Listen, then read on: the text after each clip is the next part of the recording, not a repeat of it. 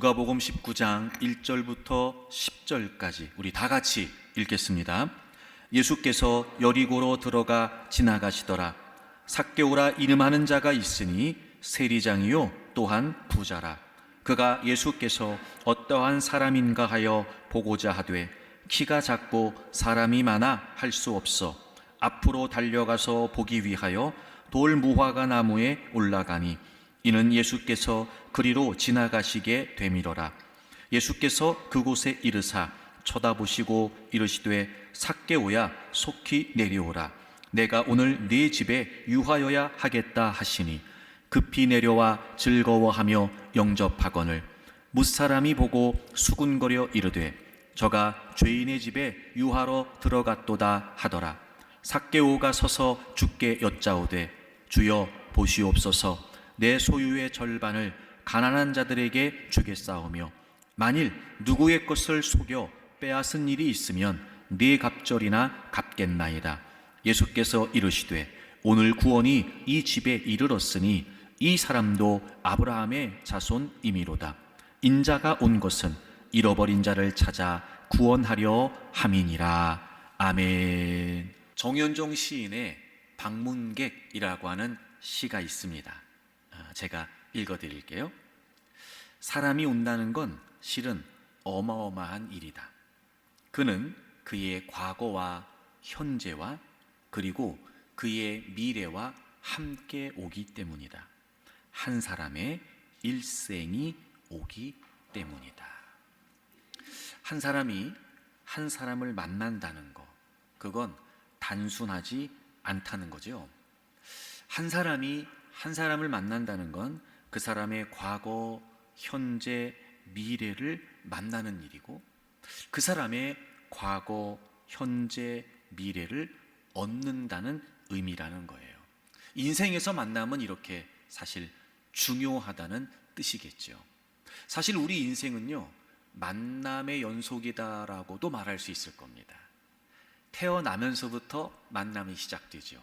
부모와의 만남, 그리고 그 가정이라는 울타리 속에서 형제를 만나고 친척들을 만나게 됩니다. 그리고 계속해서 우리의 인생은 만나고 그렇게 계속해서 만남의 연속인 것이 바로 인생입니다. 그러므로 만남은 중요하고요. 그리고 우리가 충분히 함께 공감할 수 있지만 그 만남이 때로는 우리의 삶을 좌우하기도 한다는 것입니다. 그만큼 우리 인생에 있어서 만남은 중요하다는 거지요. 그렇다면 여러분, 한 사람이 한 사람을 만나는 것도 이렇게 중요하다면 하물며 우리 인간이 하나님을 만난다는 것이 얼마나 소중한 일이겠습니까? 하나님은 우리가 존재하기 전부터 계셨던 분이시죠. 그분이 모든 우주 만물을 그리고 나를 만드신 분이시기도 합니다. 그리고 그분은 현재에도 온 우주 만물을 섭리하시고 변함없이 우리와 함께 하시는 분이십니다. 그래서 내 삶을 인도하시고 그리고 내 삶을 지켜주시는 분이시죠. 뿐만 아니라 그분은 영원토록 우리와 함께 하셔서 우리의 삶을 이끌어 가시는 우리의 진정한 소망이 되시는 분이십니다. 바로 그런 하나님을 우리가 만난다는 것, 어쩌면 여러분 우리의 일생일대에서 가장 소중한 일이 아닐까 생각이 되어집니다.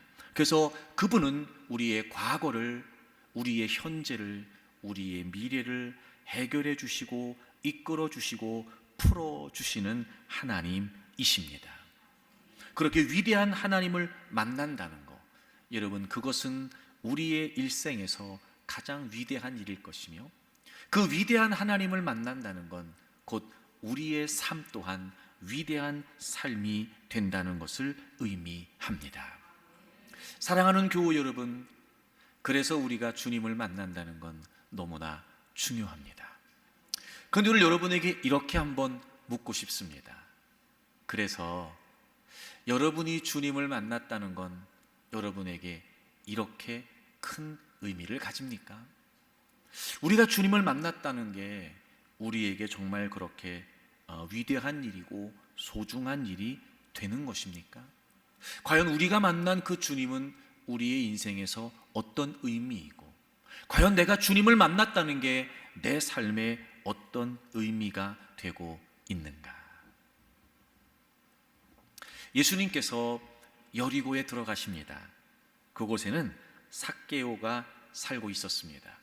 그는 예수님에 대한 소식을 듣고 예수님이 누구신지 궁금해하고 있었습니다.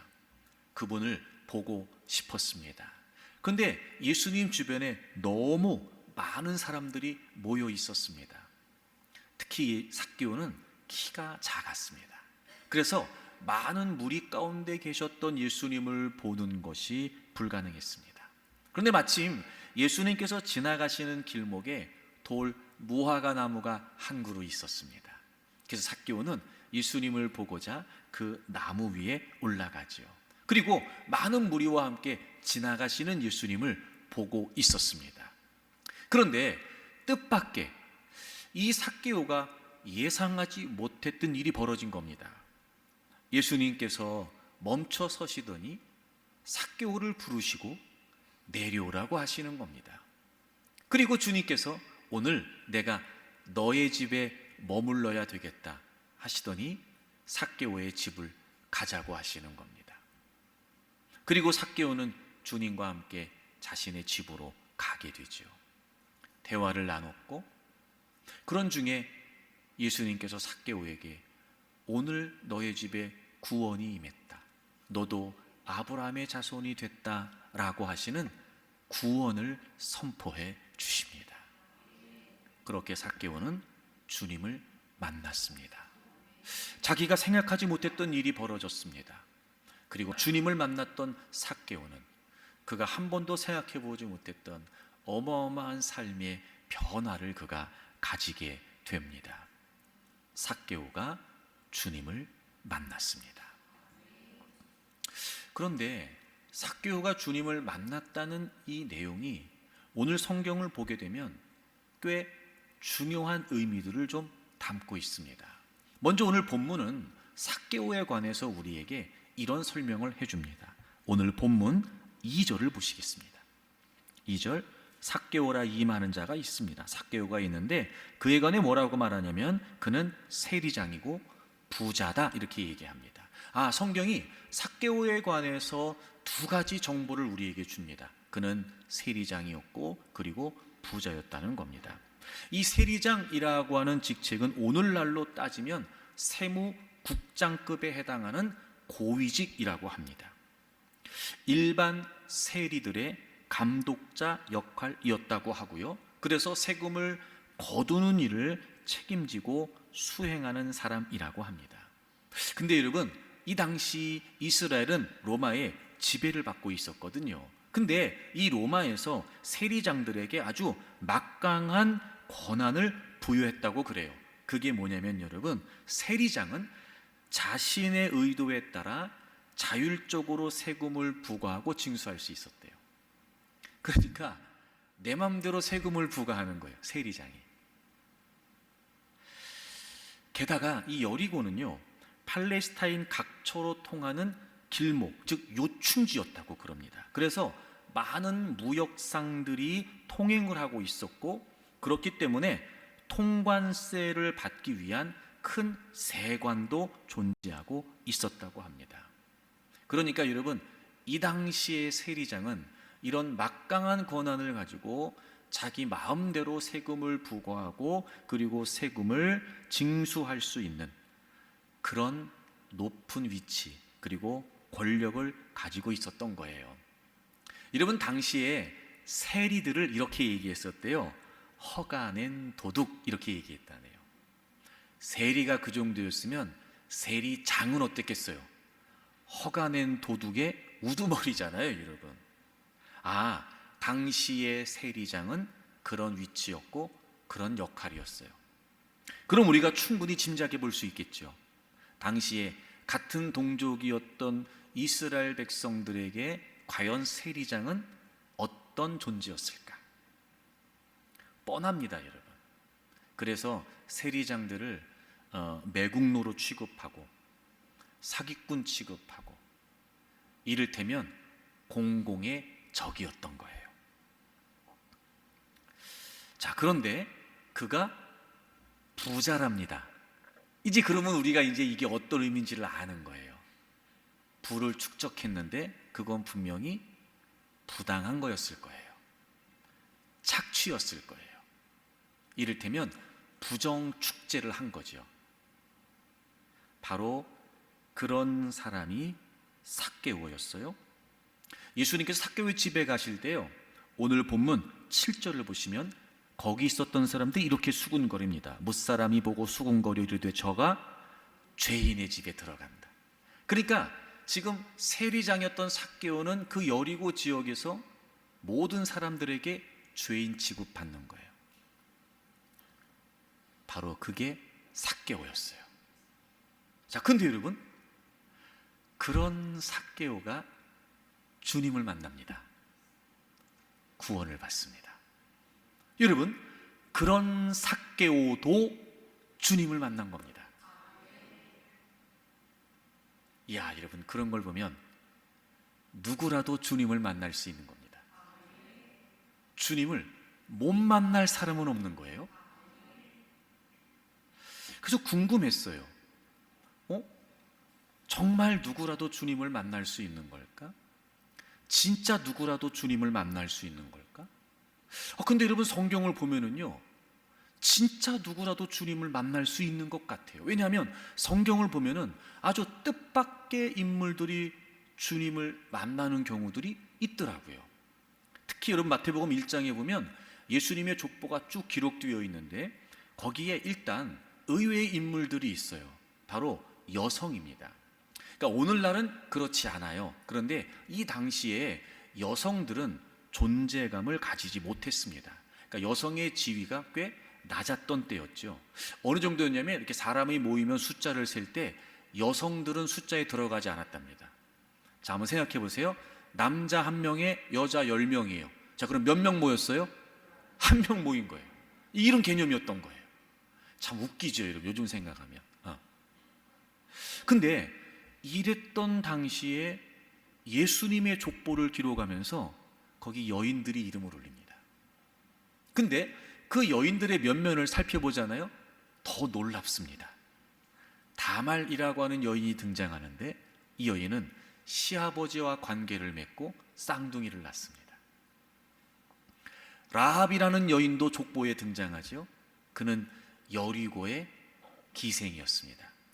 순화해서 기생이라고 쓴 거지 사실 그 원문은 창녀라는 뜻입니다. 룻도 등장합니다. 이 룻은 유대인이 아니었고 이방인이었죠. 근데 이방인도 그냥 이방인이 아니고 하나님께서 진멸하라고 명령하셨던 모압 족속의 사람이었습니다. 놀랍죠, 여러분. 누가복음 8장에 보면 7 귀신 들린 막달라 마리아의 이야기가 나옵니다. 저는 처음에 그 이야기를 볼 때 잘 상상이 안 됐어요. 여러분, 7 귀신이 들렸대요. 귀신이 하나도 아니고 이게 7마리예요, 7명이에요, 귀신이. 하여튼 귀신이 7이 들렸대요. 여러분, 상상이 되세요? 본 적 있으세요? 들어본 적은 있으세요? 여러분, 귀신이 하나도 아니고요, 7이 들어가서 그를 장악하고 있어요. 어땠겠어요, 여러분? 분명히 일반적인 모습은 아니었을 거예요.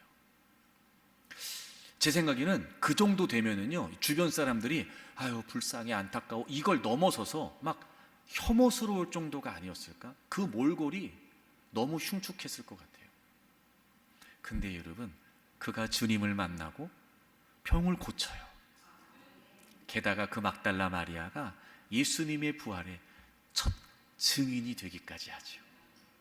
여러분, 진짜로 그런 걸 보면 누구라도 주님을 만나는 거예요.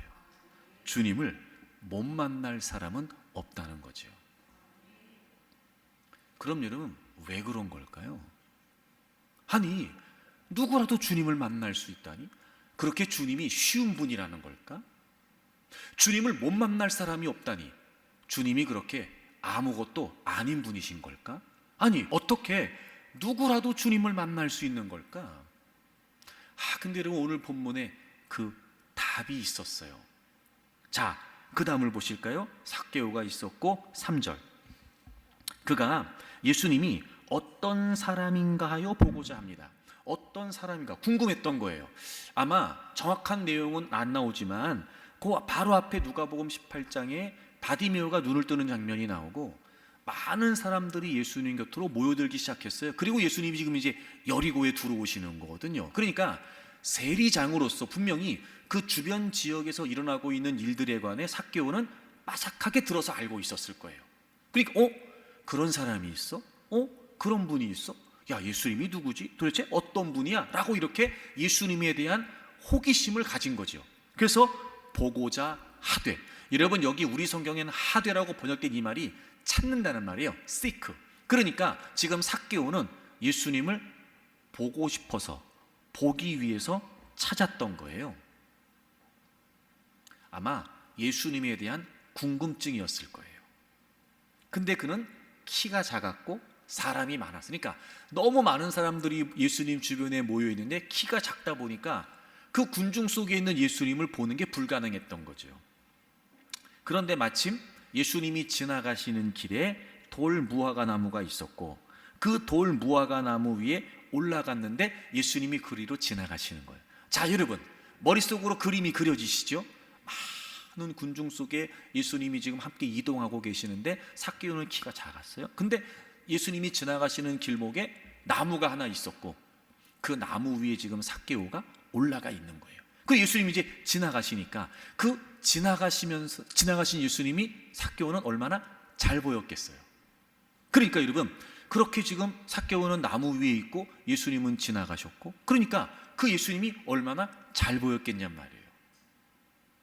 자, 이제 됐어요. 삭개오는 예수님 궁금했잖아요. 그 예수님 보려고 나무 위에 올라갔잖아요. 그 예수님 지나가시는 거 보잖아요. 됐지요. 이제 보려고 찾았어요. to see, 보려고 찾았어요. 근데 봤어요. 저분이 예수님이구나. 저렇게 생기셨네. 참 이거 봤어요. 이 끝났잖아요. 이제.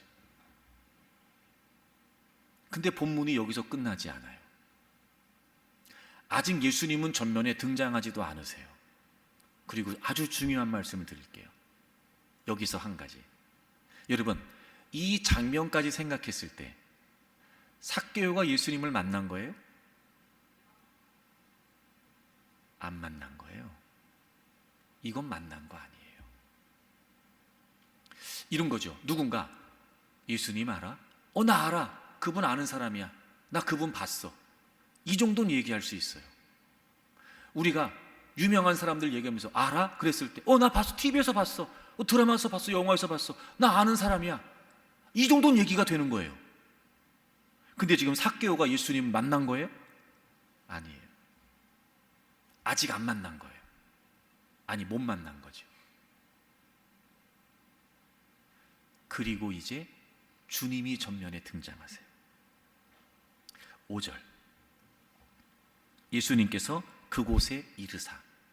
여러분 여기서 그곳에 이르사 이 말이 무슨 말이냐면 그곳에 도착하셨다 이 말이에요. 그리고 그곳이라는 말은 더 스팟이에요. 바로 그 지점이에요. 바로 그 지점.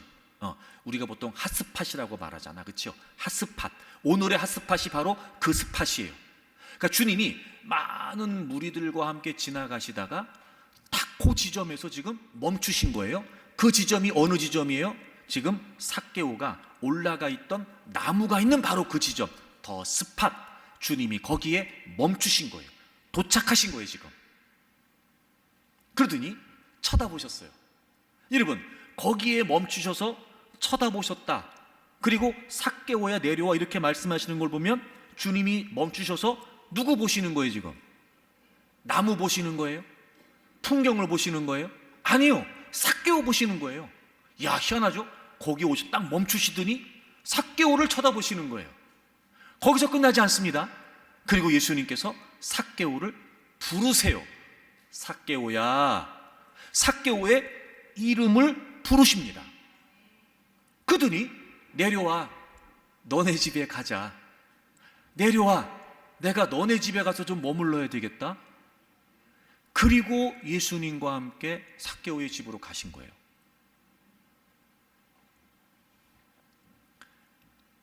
분명히 삭개오는 보기 위해서 주님을 찾았어요. 봤어요. 그걸로 충분했죠. 근데 예수님께서 거기에 멈추세요. 누구 때문에 멈추신 거죠? 삭개오. 자, 그럼 보세요. 예수님은 삭개오가 거기 있는 걸 알고 계신 거예요. 삭개오를 아셨고 삭개오가 거기 있는 것도 아셨어요. 그리고 그를 쳐다보시는 거예요. 그리고 그의 이름을 부르세요. 여러분 보세요. 지금 수없이 많은 사람들이 예수님과 함께 있어요, 거기에. 근데 유독 삭개오만 지명해서 지목해서 그의 이름을 부르세요. 삭개오야. 제가 그런 얘기 한 적이 있는데, 왜 영화나 연극 같은 거 볼 때 조명을 비출 때, 그죠? 카메라를 비출 때 분명히 처음에는 줌 아웃 해가지고 전체를 다 비췄을 거예요, 그렇죠? 그러다가 카메라가 어떻게 됐겠어요? 서서히 시선이 나무를 타고 올라가서 줌인 내면서 누구한테 멈췄겠어요? 삭개오에 딱 멈춘 거. 이게 주님의 시선이에요, 지금. 와. 그더니 그의 집에 가자고 하시고, 그리고 그와 함께 대화를 나누신 거예요. 그리고 오늘 너의 집에 구원이 임했다라고 말씀하신 거죠. 자, 이제 삭개오가 주님을 만났어요? 안 만났어요?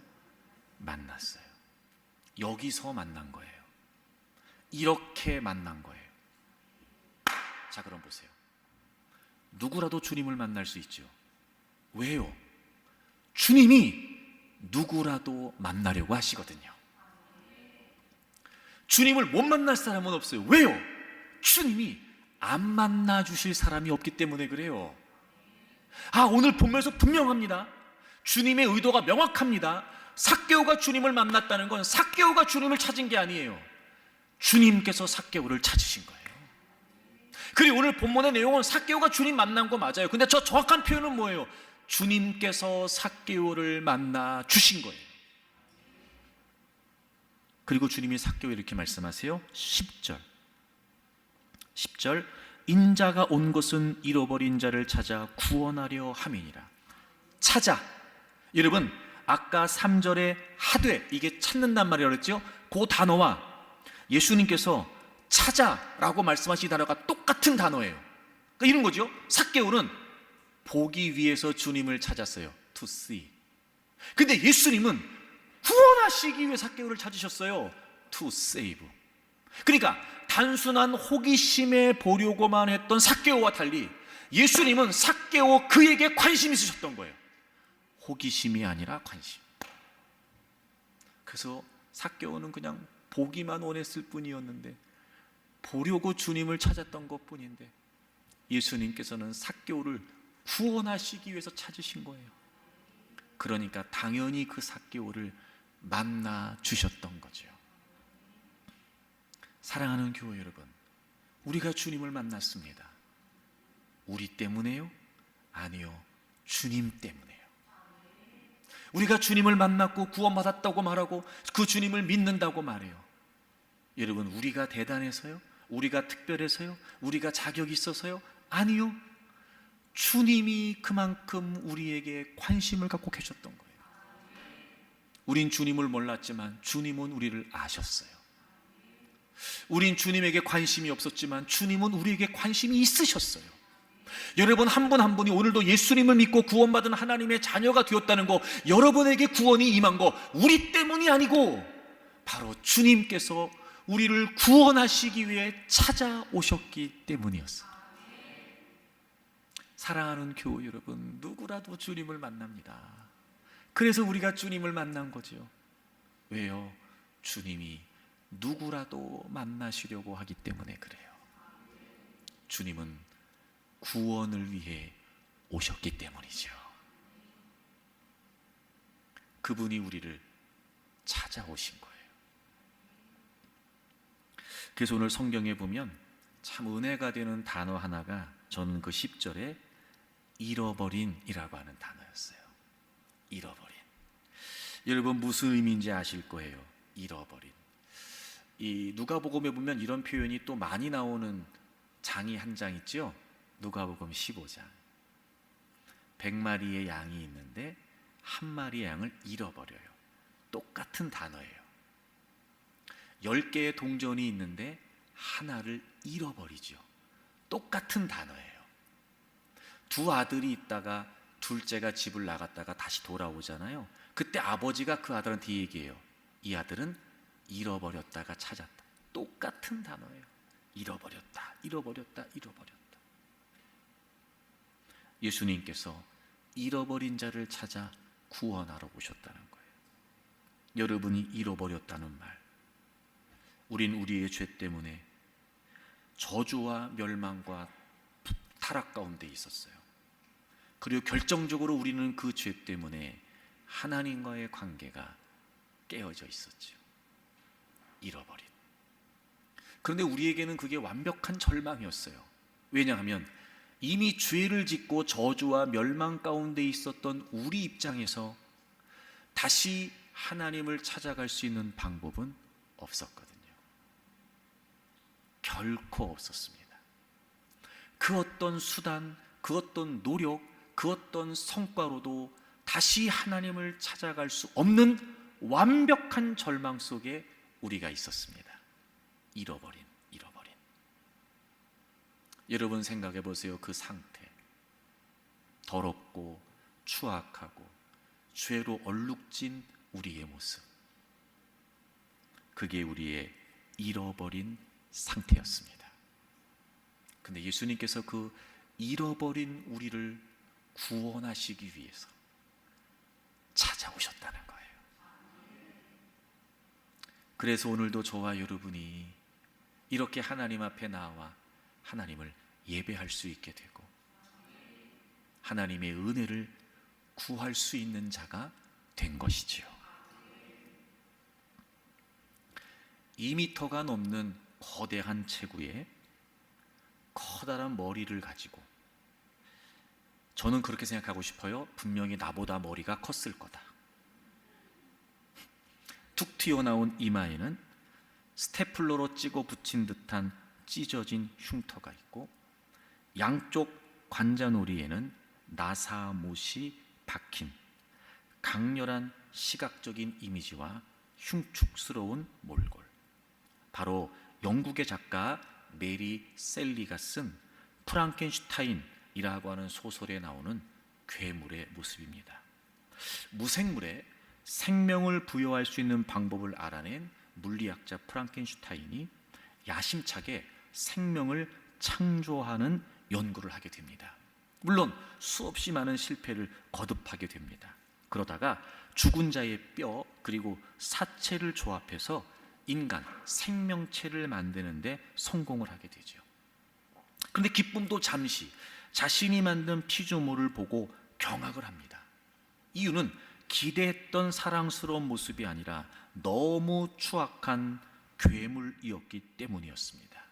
그래서 이 프랑켄슈타인이 이 피조물을 만들어 놓기만 하고 전혀 관심을 두지 않습니다. 심지어 자기가 만들었는데 이름도 지어지지 않습니다. 그리고 그런 취급을 받았던 이 피조물인 괴물도 자신을 그렇게 무관심하게 여기는 프랑켄슈타인에게 증오심을 갖게 되죠.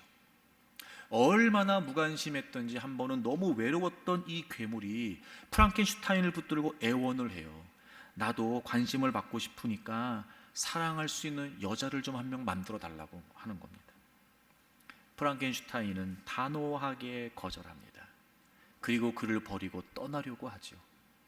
그럼 프랑켄슈타인을 막 붙잡고 아버지라고 부르면서 이 괴물이 회원을 해요. 자기를 버리지 말라고. 근데 그걸 매몰차게 뿌리치고 프랑켄슈타인은 비정하게 이 괴물을 떠나게 됩니다. 증오심이 복수심이 됩니다. 이 괴물은 그를 복수하기 위해서 프랑켄슈타인의 동생과 아내가 사는 마을에 숨어듭니다. 그리고 그 둘을 살해하죠. 북극으로 도망을 칩니다. 이 사실을 알게 된 프랑켄슈타인은 이제는 내가 그 괴물을 없애버리겠다는 마음을 먹습니다. 그리고 북극으로 출발을 하고 가던 도중에 그 배 안에서 프랑켄슈타인은 죽음을 맞이하게 됩니다. 그리고 그의 죽음을 확인한 괴물은 이제는 자기도 스스로 몸을 불태우고 죽겠다는 말을 남기고 사라지죠. 그리고 그 이후에 괴물을 보았다는 사람은 아무도 없었습니다.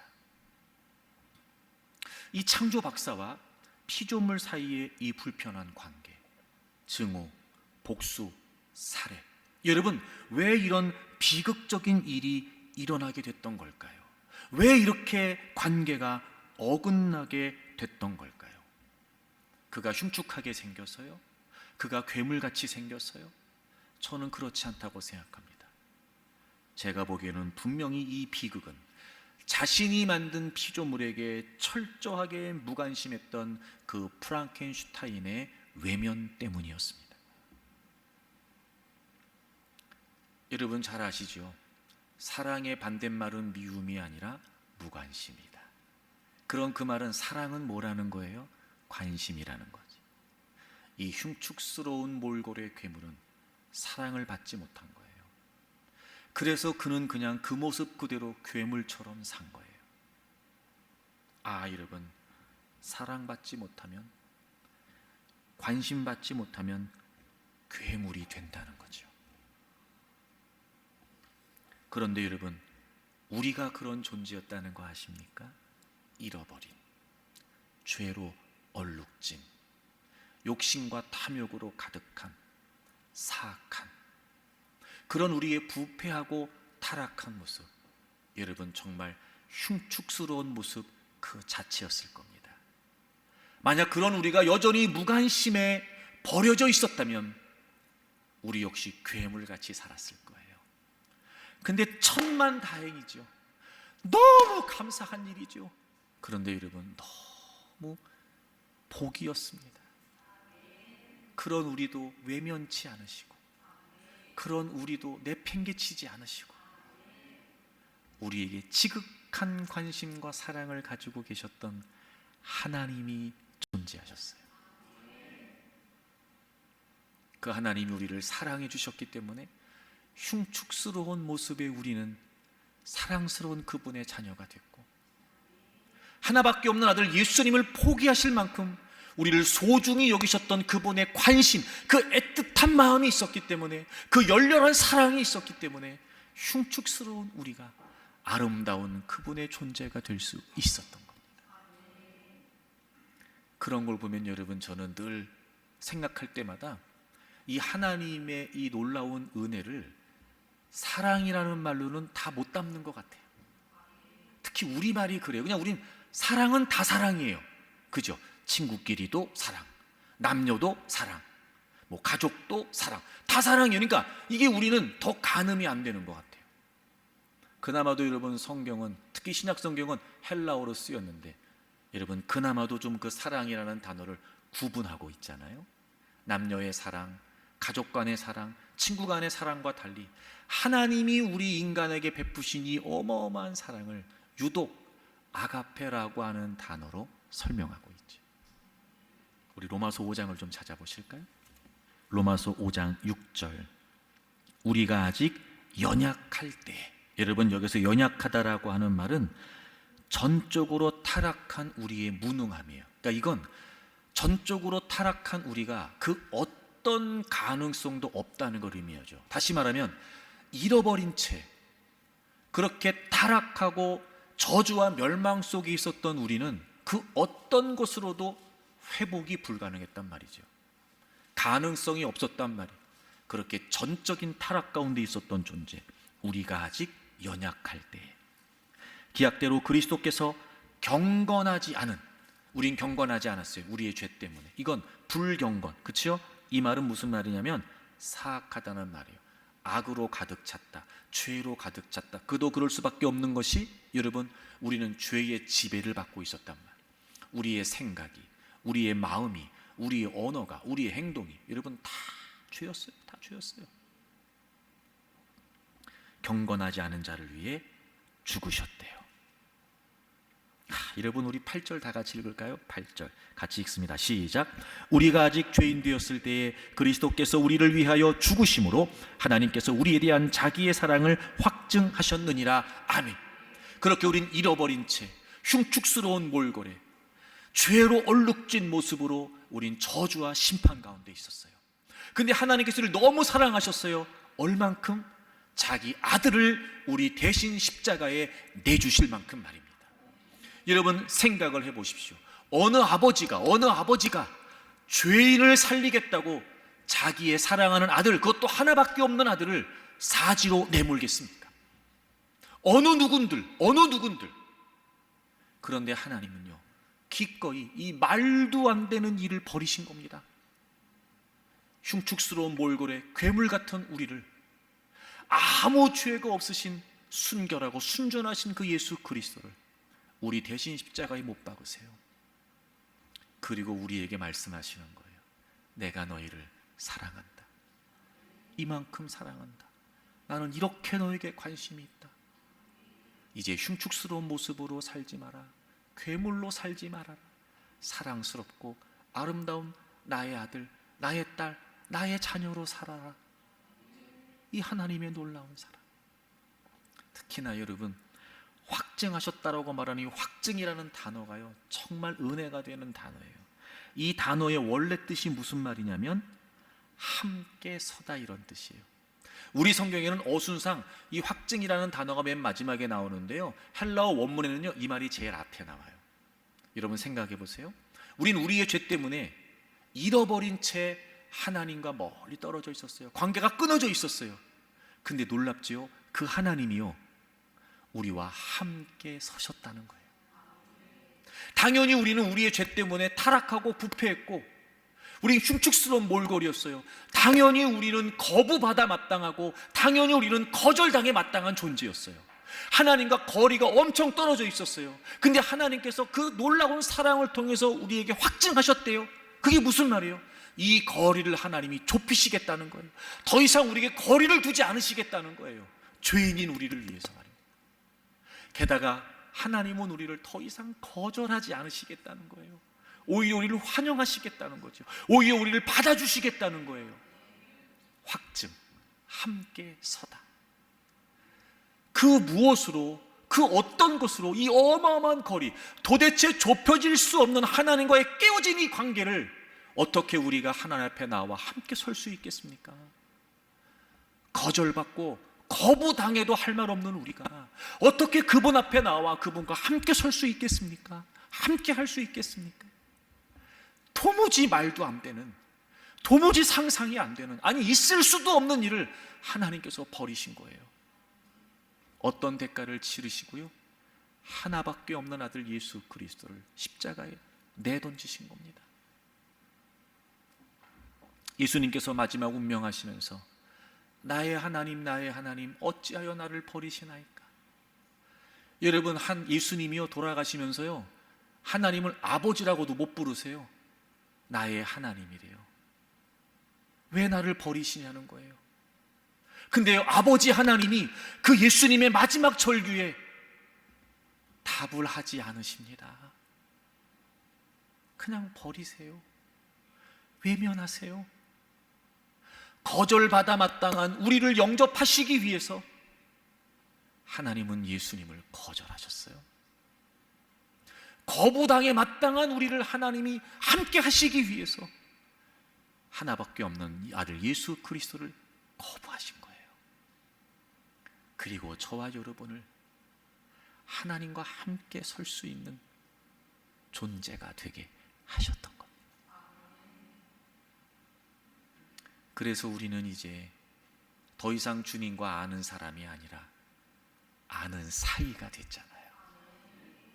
삭개오가 자신의 의도는 아는 사람에서 그칠 수 있을 때 주님은 그를 지명하여 부르시고 그와 함께 교제하시면서 이제 아는 사이가 되게 하셨던 것처럼 하나님이 우리에게는 아는 사람이 아니라, 예수님이 우리에게는 아는 사람이 아니라 이 놀라운 은혜 때문에 이젠 우리가 주님과 아는 사이가 됐잖아요. 이 놀라운 은혜, 이 놀라운 사랑, 게다가 변함없는 신실하신 그리고 영원하신 이 하나님의 사랑, 여러분 우리가 그 무엇으로 다 고백할 수 있으며 표현할 수 있겠냔 말이에요. 그저 그 하나님의 사랑을 알면 알수록 이제 우리가 할 수 있는 건 아무것도 없는 것 같아요. 감사합니다, 감사합니다, 감사합니다. 그 사랑의 깊이를 깨우치면 깨우칠수록 점점 더 주님 감사합니다, 주님 감사합니다. 이제 아는 사이가 아니라, 아는 사람이 아니라 아는 사이가 됐으니까 그렇게 주님을 더 알아가면 알아갈수록 내가 어떻게 하면 주님의 은혜 입은 사람으로 살까? 어떻게 하면 내가 주님을 기뻐하실 수 있게 내가 살아갈 수 있을까? 막 그 고민에 누가 뭐라고 하지 않아도, 때론 누군가는 만류해도 아니야, 난 주님을 이제 아는 사이가 됐잖아.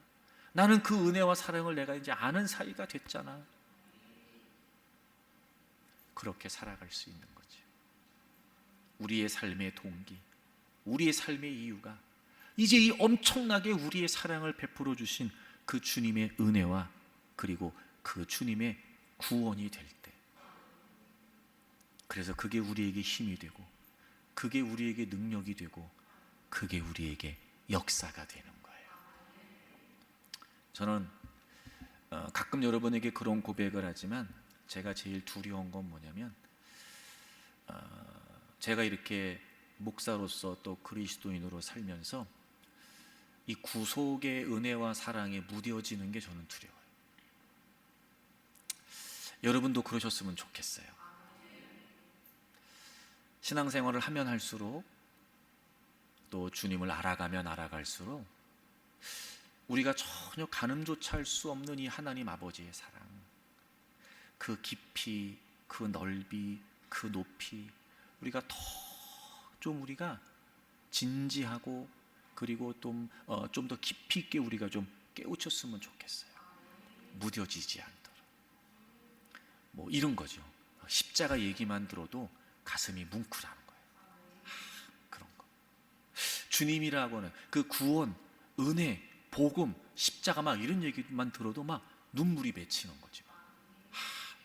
그렇게 좀 우리가 이 주님의 사랑을 더 깊이 깨우치면서 다른 건 몰라도 주님 앞에서만큼은 우리의 신앙이 더 순결해지고 순수해졌으면 좋겠어요.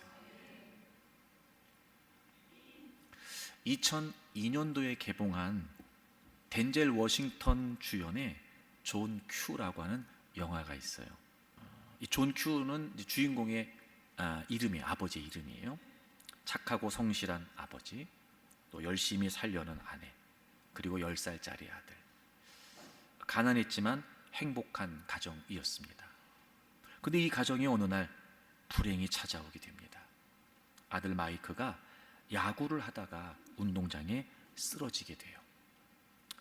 검사를 해봤더니 심장이 보통 사람보다 3배나 커지면서 혈압이 떨어지고 결국에는 죽게 되는 그런 희귀병이었다고 합니다.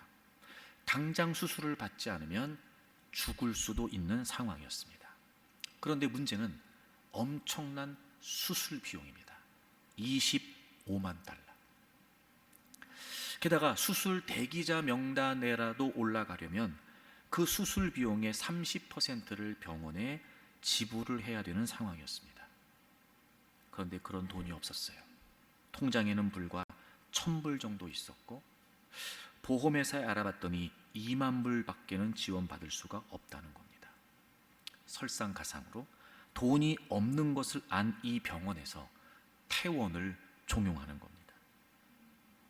아무리 병원 측에 사정을 해도 들어주지 않아요. 이렇게 아들을 데리고 나가면 이 아들은 그냥 죽을 게 뻔한데 얼마나 이 아버지가 난감했을까. 계속해서 부탁을 해보지만 다른 방법은 없었습니다. 그래서 이 주인공 아버지가 응급실에 있는 환자들을 붙잡고 인질극을 벌입니다. 요구 조건은 단순했습니다. 딱 하나. 내 아들을 수술 대기자 명단에 올려달라는 겁니다. 그리고 이 아버지가 이렇게 얘기합니다. 내 심장이라도 꺼내서 내 아들에게 주십시오. 사람들은 말도 안 된다는 겁니다. 그때 이 아버지가 이렇게 얘기하죠. 말도 안 된다고? 뭐가 안 된다는 거지? 난 아버지야. 아이를 살릴 수만 있다면 난 뭐든 할 겁니다. 그리고 인질극으로 버리는 거예요. 그런데 병원 측은 요구에 응해줄 생각은 없고 오히려 출동한 경찰과 함께 이 존 큐를 사살할 계획을 세우게 됩니다. 이제는 모든 기대가 다 무너져 버린 것 같습니다. 설득도 안 돼. 그리고 그 응급실에 아들과 같이 있으면서 아버지가 아들하고 대화를 나눕니다. 아들아, 넌 절대 죽지 않는다. 아들도 아는 것 같아요. 이제 자기가 죽게 될 거라는 걸. 그래서 의아하게 묻습니다. 아빠 어떻게 아세요? 아버지가 이렇게 얘기를 하죠. 너 없이 내가 무슨 행복으로 살겠냐? 그러면서 아주 유명한 말을 남겨요. Without you, there is no world. 너가 없이는 세상도 없어. 너가 없는 세상은 없단다. 내가 얼마나 너를 사랑하는지 알지? 알아요, 아빠. 그렇게 아들하고 마지막 이야기를 주고받습니다. 그렇게 인질극으로 벌이고 있는 사이에 한 여성이 교통사고를 당하고 마침 그 여성이 그래서 장기 기증을 하게 되는데 조건이 아들과 딱 맞았어요. 아들은 수술을 받게 되고 아버지는 죗값을 치르기 위해 감옥에 가게 됩니다. Without there is no world. 저는 이 대사가 나를 향하신 하나님의 대사 같았어요. 우리가 없다고 하나님 뭐가 아쉬우시겠어요? 제가 종종 그런 표현을 쓰지만 타락한 우리 인간 버리고 새로운 인간 창조하시면 됩니다. 내가 뭐라고요? 근데 마치 주님은 그런 나를 건지시겠다고 아들 예수님을 버리신 거예요. Without there is no world. 너가 없으면 세상도 없는 거다. 그래서 하나님 우리를 사랑하신 게 아닐까? 그래서 하나님이 우리를 대신해서 예수님을 내어주신 게 아닐까? 여러분, 이 놀라운 사랑 때문에 흉측스러운 괴물과도 같았던 우리가 하나님의 사랑과 관심 덕분에 보배롭고 소중하고 아름다운 존재가 되어서 오늘도 하나님의 자녀로 살고 있습니다. 딱 하나, 아는 사람이 아니라 아는 사이. 여러분, 더 이상 하나님을 머리로 알고 지식으로 알고 그저 호기심이 아는 차원이 아니라 나도 하나님하고 아는 사이 되면 좋겠다. 멀찌감치 나무 위에서 예수님을 바라보고 있었던 삭개오를 예수님께서 지목하셔서 내려오라고 하셨을 때 삭개오가 내려왔잖아요. 같이 주님과 함께 자기 집에 갔잖아요. 대화하면서 교제했잖아요. 그렇게 우리가 예수님을 믿는데, 구원을 믿는데 그저 그걸 머리로가 아니라 아는 사람이 아니라 아는 사이. 사랑하는 교회 여러분, 우리가 주님과 그랬으면 좋겠습니다.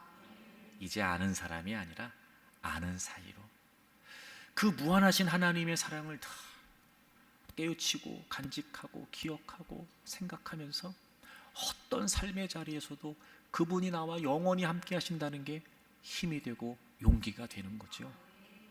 그렇게 그 아는 사이로 살아가는 우리의 삶은 분명히 감사하고 즐겁고 행복한 삶이 되리라고 확신합니다. 사랑하는 교회 여러분, 저와 여러분이 하나님과 그런 사이가 되어서 우리의 생을 다하는 그날까지 변함없으신 이 영원하신 하나님의 사랑 안에서 늘 감사하고 찬양하고 그리고 감격하고 어떤 상황 중에도 기쁘고 그리고 소망을 잃지 않고 행복한 인생을 살아가는 저와 여러분들이 되기를 바랍니다.